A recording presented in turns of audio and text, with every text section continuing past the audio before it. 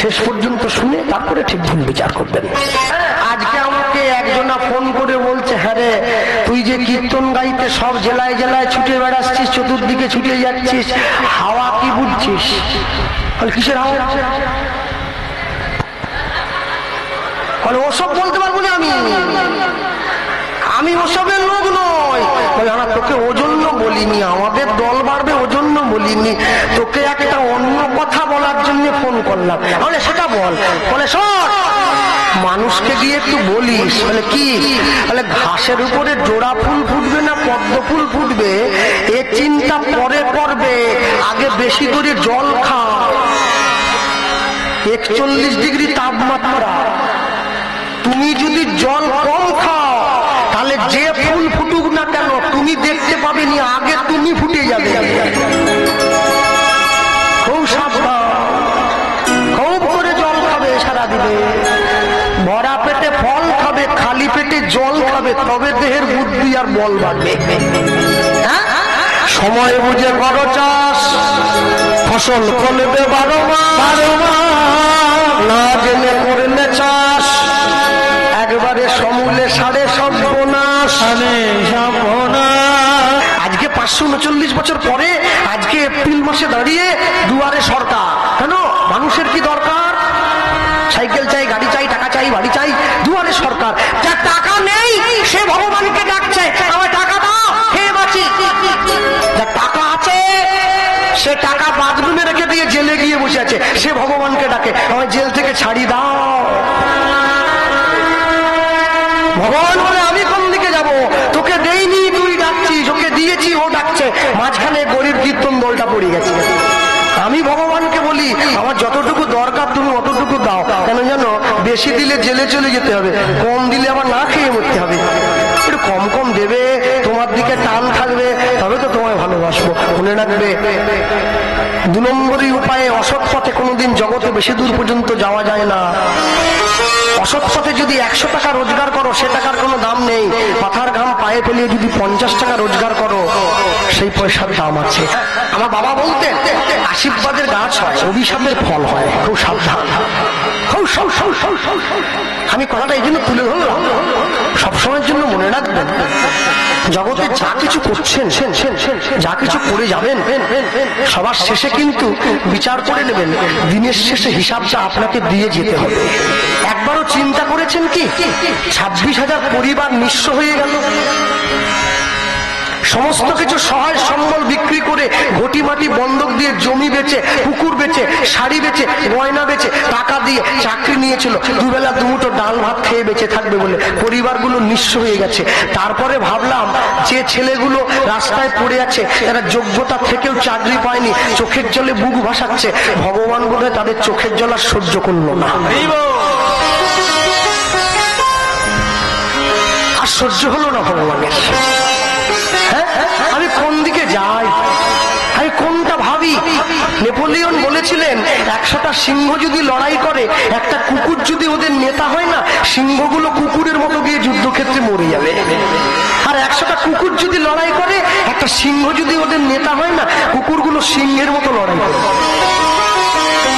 যখন সন্দেশখালীতে 144 চলছে, আমি তখন কীর্তনে গিয়েছিলাম, আমাকে পুলিশ বলছে, কৃষ্ণবাবু আপনি কি করছেন? দাদা কীর্তনে যাবো। বলে হাত তুলে যান। কেন?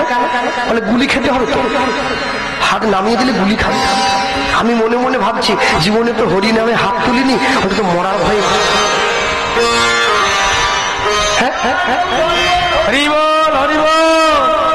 জীবনে হরি নামে হাত তুলি নাই, আমি মরার ভয়ে একটু হাত তুলি, তাহলে ক্ষতি কোথায়? মনে রাখবে, কাউকে ঠকিয়ে অপরের সম্পত্তি হন্তক করে কারো চোখের জল ফেলে কোনোদিন সুখী হওয়া যায় না।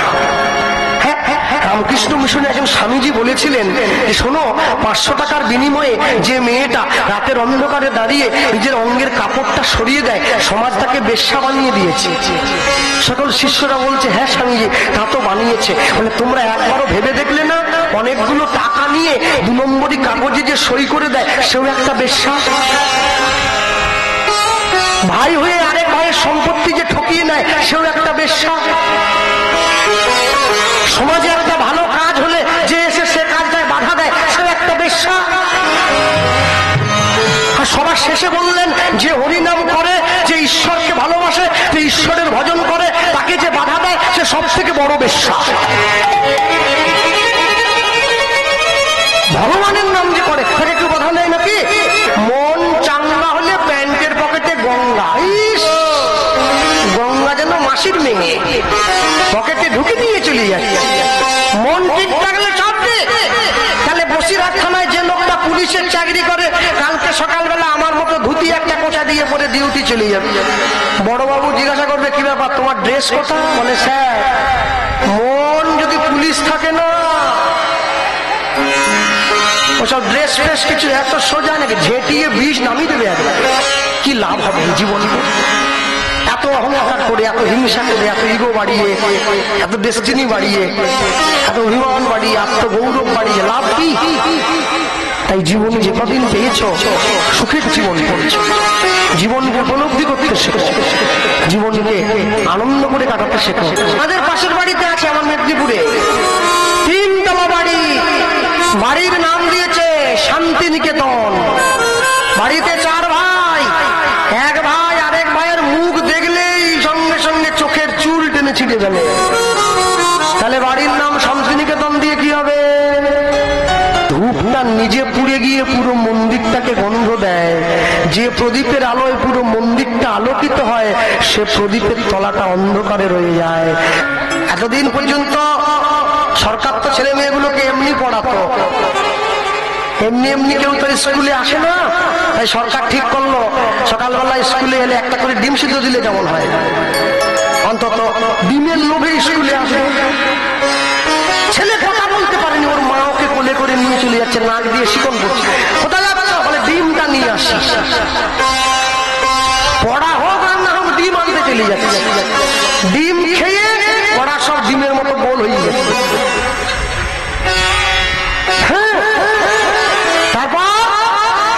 সবাই মিলে মাস্টারমশাইকে বললো, সরকারকে বললো, শুধু ডিম দিলে হবে স্যার, এক ডাবু করে যদি খিচুড়ি দিয়ে দিতেন, সকালে পেটটা একটু ভরত। তাই দেবো নে, আইসি দিয়েছি, দিল, দিয়ে সবাইকে দিয়েছে। এবার যারা 4, 5, 6, 7, 8, 9 পড়ে, ওরা বলে, স্যার আমাদের কি হবে? বলে, তোরা বই পড়ে ঢুকবি, আগে কাশি ঢুকো, বইয়ের ব্যাগে কাশি আনবি, তোরাও পাবি সোয়াবিনের তরকারি ভাত। নিয়ে গেছে আমার কাকিমাও তো মাস্টার, আইসি দিয়েছে। ছাত্র এসছে 20টা, ডিম বসেছে 30টা, 10টা বাড়ি নিয়ে আসছে। আমি বললাম, তুমি মা হয়ে ছেলের মুখ দিয়ে খাবার কেটে খাচ্ছ? বলে, নিজে বাঁচলে বাপের নাম। যে সমাজ ব্যবস্থার উপর থেকে নিচ পর্যন্ত সবাই চুরি করবে বলে মনে করে, সেই সমাজ ব্যবস্থার উন্নতি হবে কি করে? কোনোদিনের জন্য হবে না। হ্যাঁ, ফুচকা খাবার বেলা লম্বা লাইন দিয়ে মা বোনেরা বৌমরা দাঁড়িয়ে এত বড় হাঁ করে ফেলে দোকানদারের সাথে, বলে আরেকটা বড় দেখে দাও যেন ঢুকে যায়। ফুচকা খাওয়ার সময় যত বড় মুখ বের করে হাঁ করো, ওই হরিনাম করার সময় যত বড় হাঁ করো না। হাত যে নামাবে, লক্ষ্মীর ভান্ডার থেকে তার নাম বাদ হয়ে যাবে, টাকার বেলা হাত বেরিয়ে যায়।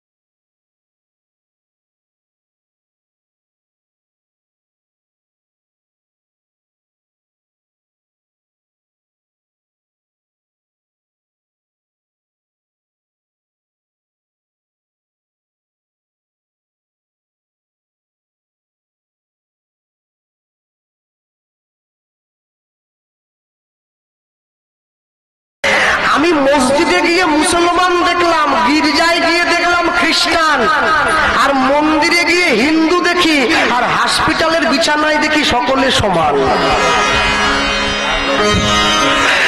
মারামারি তো আমরা শুরু করেছি। গীতা কোরআন পাশাপাশি রেখে দিলে কেউ কারোর সঙ্গে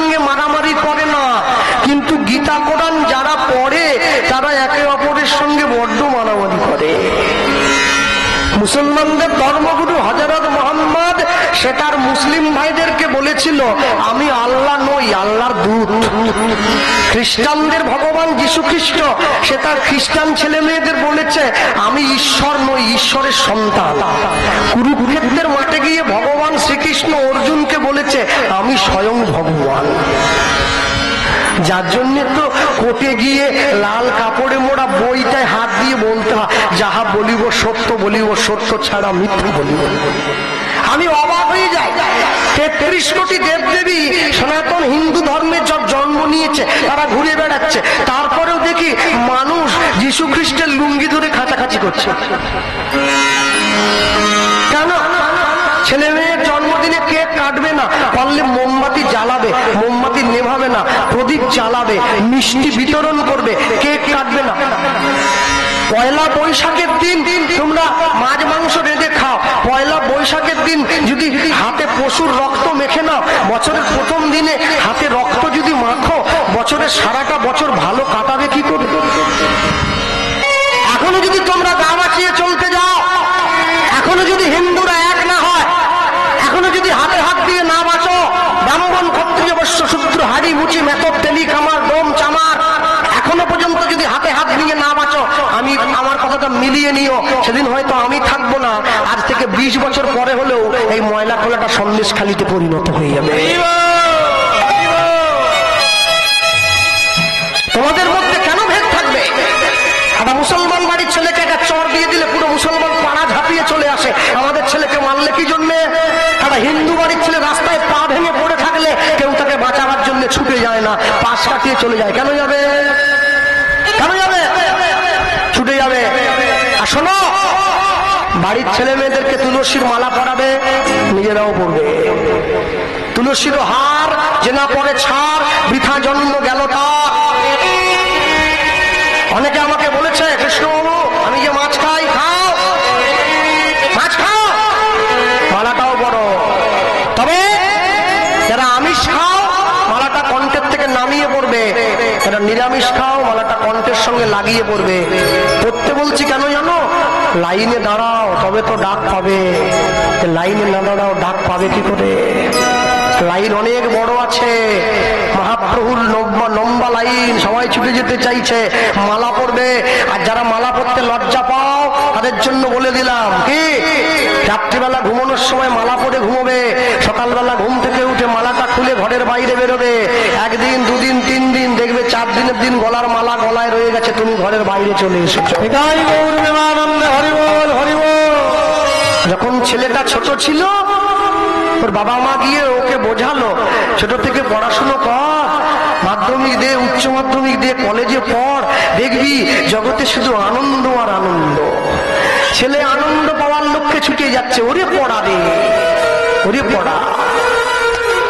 সারা বছর পড়ে হয়নি, মাধ্যমিক পরীক্ষা দিতে যাচ্ছে, মারুতির মধ্যে পর্যন্ত পড়তে পড়তে যাচ্ছে। কি পড়া! খেলা গোজা টোজা করে যদি একটু পড়লে পড়লো।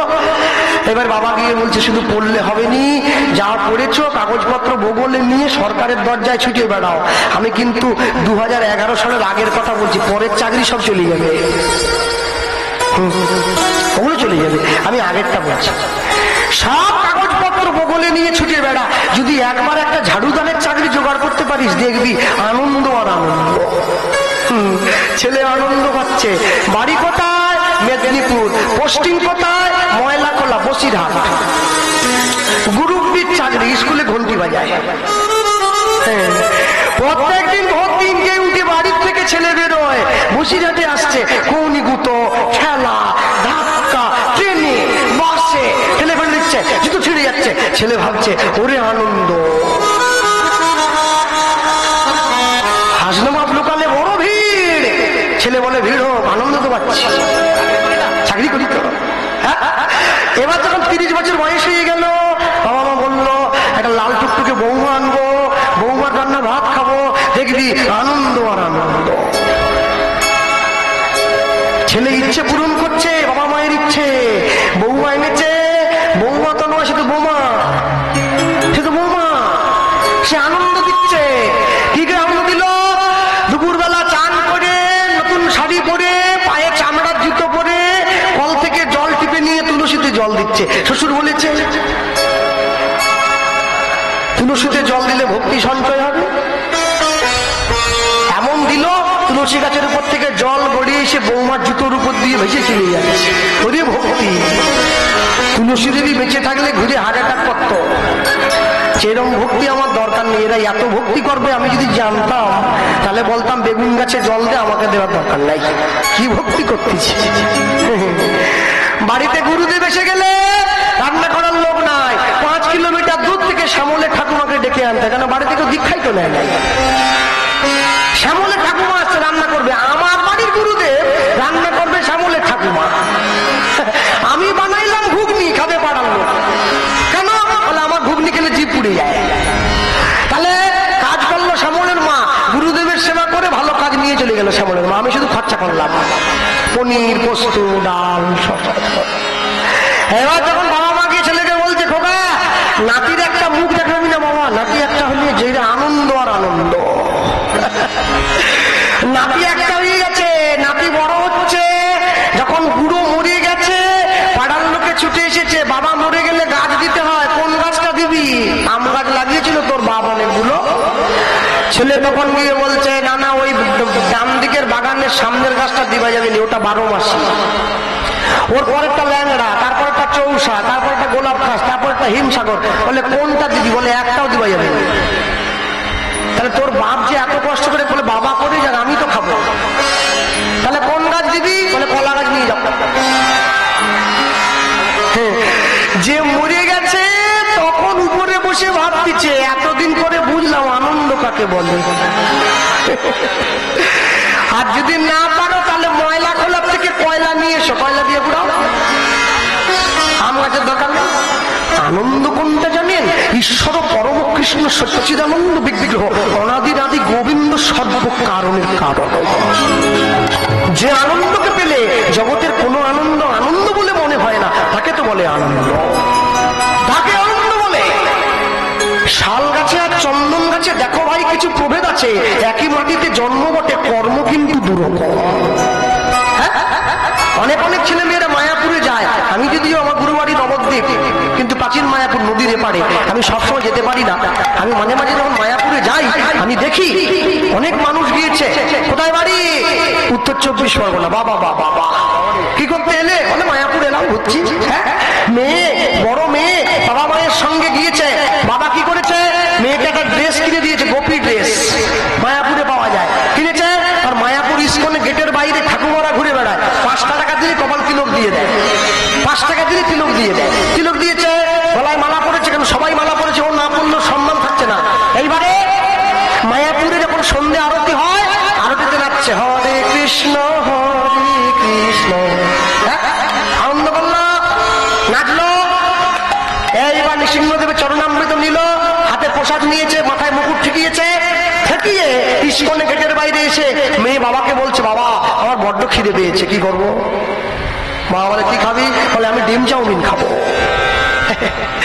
আরতিতে নেচে, কপালে তিলক নিয়ে, গলায় মালা নিয়ে, চরণামৃত পেয়ে এবার ডিম চাউমিন খাচ্ছে গপ গপ করে। ডিম চাউমিন যদি খাবে, তুমি নবদ্বীপে গেছো কি জন্য? বসিরহাটে গিয়ে খাও। তুমি ডিম চাউমিন খাওয়ার জন্য নবদ্বীপ গেছো? হায় হায় হায় হায় হায়। বাঙালি বুঝলো না তীর্থস্থানে গিয়ে আমিষ খেতে নেই। তীর্থস্থানে গিয়ে আমিষ খেলে তীর্থস্থানের মহিমা নষ্ট হয়ে যায়। পুরী, নবদ্বীপ, বৃন্দাবন, গয়া, কাশী, মথুরা, কোথাও গিয়ে কোনোদিন আমিষ খাবেন না। আর যেদিনকে ভগবানের প্রসাদ সেবা করবেন, সেটা বাড়িতে পাশে হোক বা বাড়িতে হোক, ভগবানের প্রসাদ সেবা যেদিনকে করা হয় সেদিনকে বাড়িতে নিরামিষ সেবা করতে হয়, তবে তো প্রসাদের ক্রিয়া হয়, না হলে হয় না। একবার বলে নে, শুচি হ অশুচি হ, গৃহে থাক মনে থাক, বাসি কাপড় হোক ধোয়া কাপড় হোক, কাপড় না ধো, শুচি হো অশুচি হো, যেভাবে পারিস একটা বার বলে নে। বলে নিতে পারলেই তোর কল্যাণ হয়ে যাবে। এর থেকে শটে আর কি চাইছো? আর শটে তো হবে না। যখন নিতাই চাঁদের কপালটা ফাটিয়ে দিয়েছে, হরিদাস ঠাকুর নিতাই চাঁদের হাত ধরে টানতে টানতে নিয়ে চলে যাচ্ছে বাড়ি। জগাই গিয়ে মাধাইকে বকা দিয়েছিল, ভাই বৈষ্ণবের গায়ে হাত তোলাটাকে ঠিক হলো রে? যে নাম দিতে এসেছিল তাকে মারলি? মাধাই বলছে, তুই কি ভাবলি আমি এত বোকা? এই বাড়ির দরজায় গঙ্গা এসেছে, আজকে ডুববি না তো কবে ডুববি রে দাদা? এই দাদা ডুববি না? এই নিতাই চাঁদের কপাল ফাটিয়ে দিলি, বাড়ির দরজায় গঙ্গা এলো বলছি। এই নিতাই চাঁদের কপালটা ফাটিয়ে মহাপ্রভুকে জানিয়ে দিলাম, নবদ্বীপে এখনো দুটো পতিত পড়ে আছে, তুমি উদ্ধার করবে কবে? ভাইয়ের কপালের রক্ত দেখে ছোট ভাই আমাদেরকে মারার জন্য ছুটে আসবে কাল সকালবেলায়। আমরা দুই ভাই গিয়ে গৌরের চরণে পড়বো, হরিনাম বলে উদ্ধার হব। জানিস না কান টানলে মাথা আসে। জগাই মাথায়ের মতো মাতালের চেতনা হয়ে গেল, আর আমি এমনই সংসারী মাতাল, আমার চৈতন্য হয় না। কেননা যে মদ খায় তার নেশা কেটে যায়, কিন্তু মদ যাকে খায় তার নেশা কাটবে কি করে? যে সংসার করছে সে সংসার থেকে বেরোতে পারে, যে সংসারের মধ্যে ঢুকে পড়েছে, সংসার যার মধ্যে ঢুকে পড়েছে সে কি করে বেরোবে? তবে যদি কৃষ্ণের সংসার হয় আমি বলবো ভালো। দেখবেন কিছু কিছু বড় বড় দোকানে লেখা আছে, কাপড় দোকান, মিষ্টির দোকান, সোনার দোকান, গয়নার দোকান, লেখা আছে সততাই আমাদের একমাত্র মূলধন। কেউ ইংরেজিতে লিখেছে honesty is the best policy. যে দোকানের উপরে এই সাইনবোর্ডে লেখা আছে সততাই আমাদের একমাত্র মূলধন, আমি আপনাদের বলে গেলাম খবরদার ওই দোকানে ঢুকবেন না। ও সব থেকে বড় চিটিংবাজ, ও ঠকিয়ে নেবে আপনাকে সব। কেউ যদি সৎ হয় তাকে সাইনবোর্ড দিয়ে জানাতে হয় না আমি সৎ। কেউ যদি মিষ্টি তৈরি হয় অন্ধকারে দাঁড়িয়ে মুখে দিলে মিষ্টি মনে হয়, আর উচ্ছে যদি তিতা হয় আলোতে দাঁড়িয়ে মুখে দিলে তিতাই মনে হবে। যে ভালো হয় না তাকে সকলে ভালো বলে, আপনি জোর করে তাকে খারাপ করে দিতে পারেন না। যে কদিন পৃথিবীতে আছেন যখনই যে কাজ করুন না কেন মনে রাখবেন দিনের শেষে একটি বার তার চরণটা জড়িয়ে ধরবেন। আমার গুরুদেব বলতেন, জানিস বৃন্দাবনে যাবি, বৃন্দাবনে সবাই যায়, তুইও যাবি, কিন্তু বছরে একবার করে নবদ্বীপের ধুলিতে গিয়ে গড়াগড়ি দিবি। কেন এ কেন দিবি জানিস? বৃন্দাবনে ক্ষমা হয় না, নবদ্বীপে ক্ষমা হয়। কেন কথা বলছেন? দেখ বৃন্দাবনে যতগুলো অসুর ভগবানকে মারতে গেল, অগাসুর, বকাসুর, কংস, পুতনা, যতগুলো অসুর ভগবানকে মারার জন্য ছুটে গিয়েছে, মথুরায় কি, বৃন্দাবনে কি, দ্বারকায় কি, ভগবান কিন্তু কাউকে ক্ষমা করেনি, সবাইকে মেরে দিয়েছে, সবাইকে মেরে নিজের চরণে জায়গা করে দিয়েছে। কিন্তু নবদ্বীপে যতগুলো অসুর ভগবানকে মারতে গেল ভগবান কাউকে মারেনি। জগাই মাধায় বদ নয় উদ্ধার, চপল গোপাল বদ নয় উদ্ধার, মলয় চাঁদ কাজী বদ নয় উদ্ধার। ওরে খারাপ জেনেও যে তাকে মারেনি, বুকে জড়িয়ে ধরেছে, সেই ভগবান যে মাটিতে জন্ম নিয়েছে সেই মাটিতে গড়াগড়ি না দিলে আর কোথায় দিবি? মহাপ্রভুর প্রেম পাওয়াটা বড় সোজা, কিন্তু কৃষ্ণ প্রেম পাওয়াটা অত সোজা নয়। আগে নিতাই চরণে ভক্তি লাভ করো, তারপরে গৌরের চরণে অনুমতি নাও, তারপর রাধাচরণ সেবা করো, সখী আনুগত্য স্বীকার করো, মঞ্জুরি আনুগত্য স্বীকার করো, তারপরে তো ব্রজে যাবে, তারপরে তো কৃষ্ণচরণ পাবে। কৃষ্ণ যদি ছুটে ভক্তে ভক্তি মুক্তি দিয়া কবু প্রেম ভক্তি না দেয় রাখে লুকাইয়া। কেন? ওটা তো নিজেরই নয়, ওটা নিজেরই নয়। আহম্মক তিন, যে একজনের কাছ থেকে ঋণ নিয়ে অপরকে দেয় ঋণ, সে বোকা। তা কৃষ্ণের তো প্রেম নিজেরই না, এটা ধার করা প্রেম, রাধা প্রেম। রাধা প্রেম ধার করে ভগবান কলির জীবকে দেবে কি করে? বলে আমার কাছেই তো নেই। যার কাছে টাকা অনেক পরিমাণে আছে সে টাকা সুদে খাটায়, যার টাকা নেই সে বলে আমার নিজেরই খাওয়ার পয়সা নেই, আমি কি সুদে দেবো?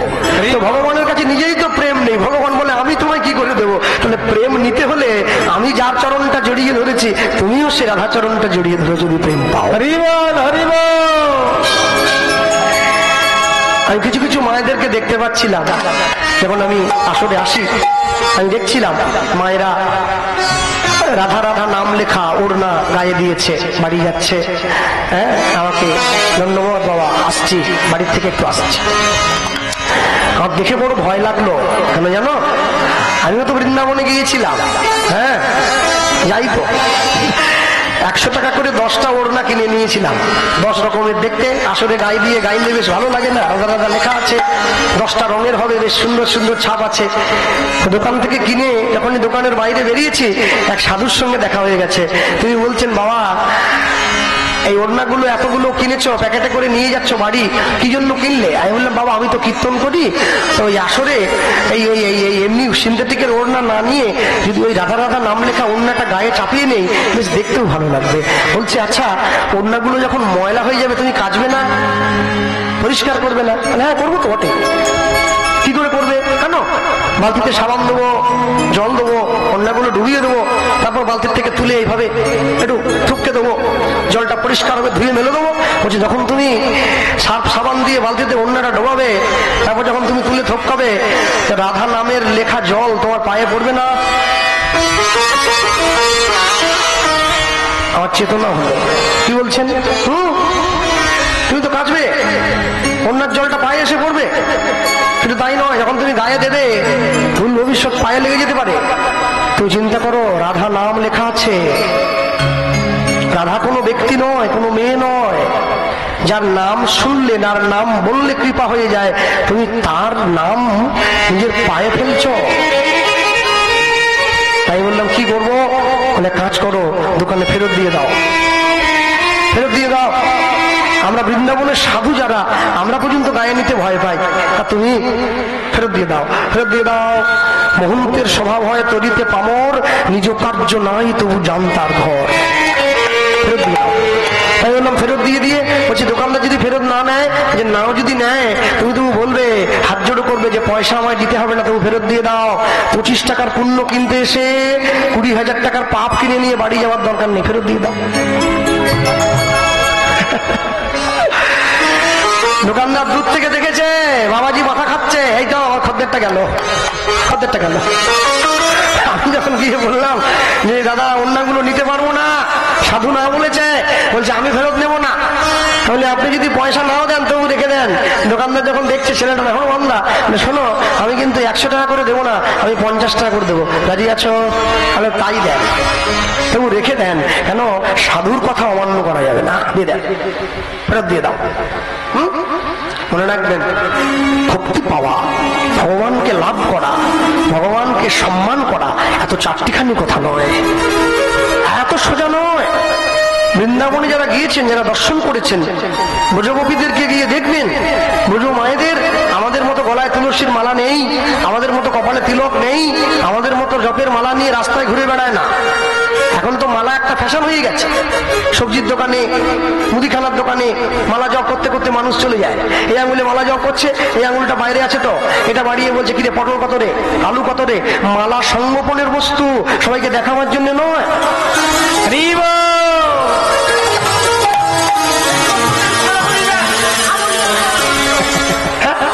মালা সংগোপনের বস্তু, একে দেখাও, তাকে দেখাও, ওকে দেখাও, একে দেখাও, এ কি গো?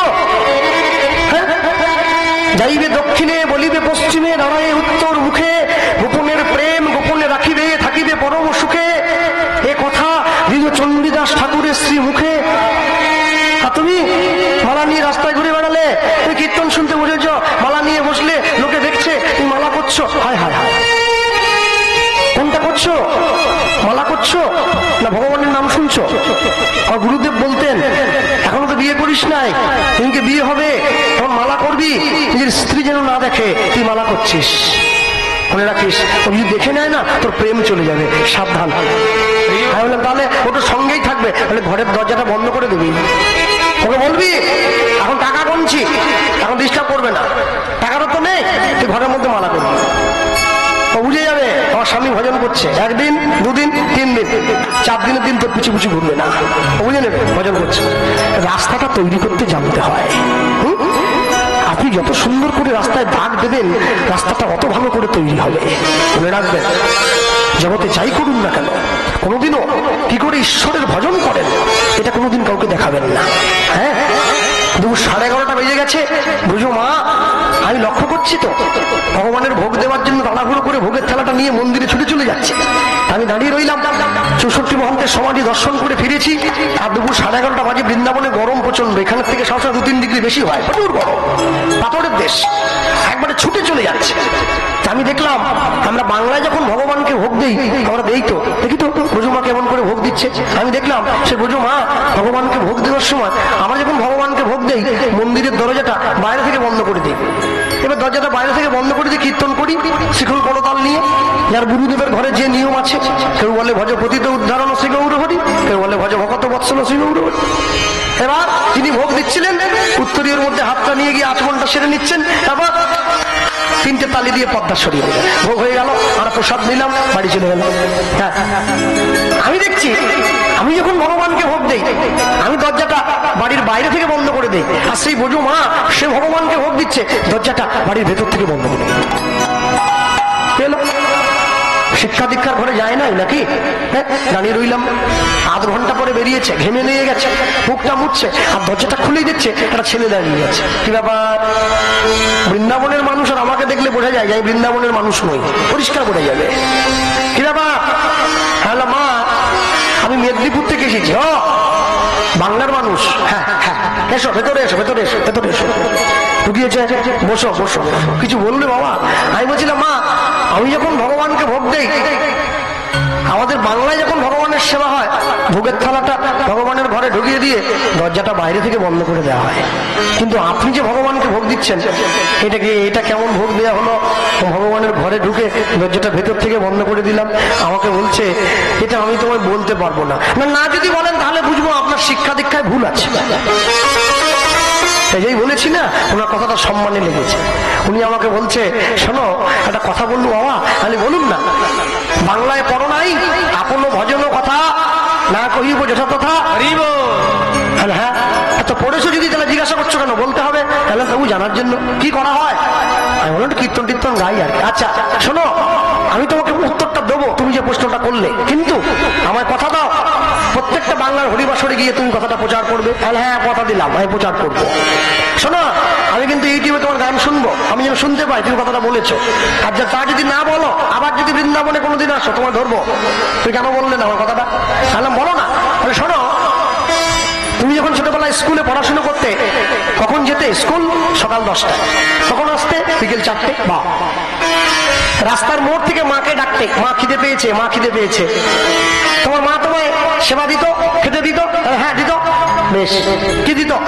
অন্ন, ব্যঞ্জন, ডাল, শুক্তো। বাবা, আচ্ছা বলো তো, তোমার মা যখন তোমার সেবা দিত, তোমার মা কি খাবারের থালাটা তোমার কাছে এগিয়ে দিয়ে তোমাকে বসিয়ে দিয়ে তোমার কাকিমার সঙ্গে গল্প করতে চলে যেত?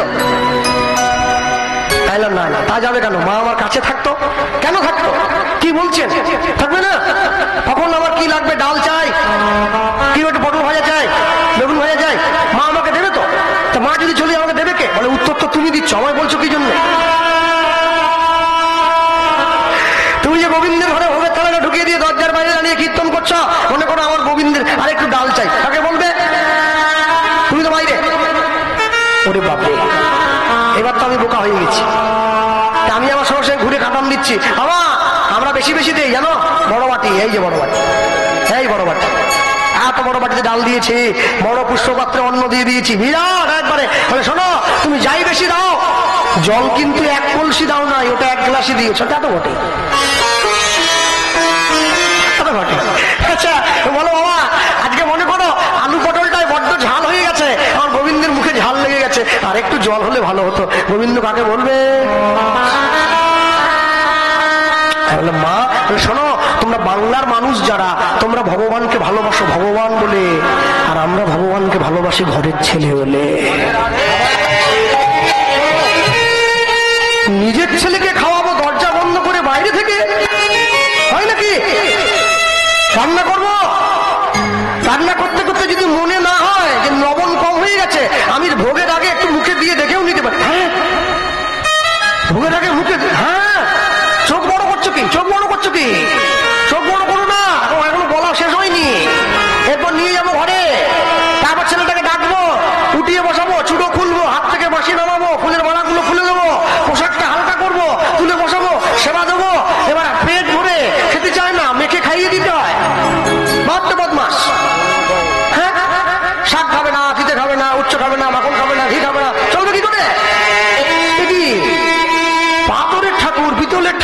সে বলছে খেতে চায় না, মেয়েকে খাইয়ে দিতে হয়। তারপর আর কি, বিছানা পেতে দিয়েছি, ঘুম পাড়াবো।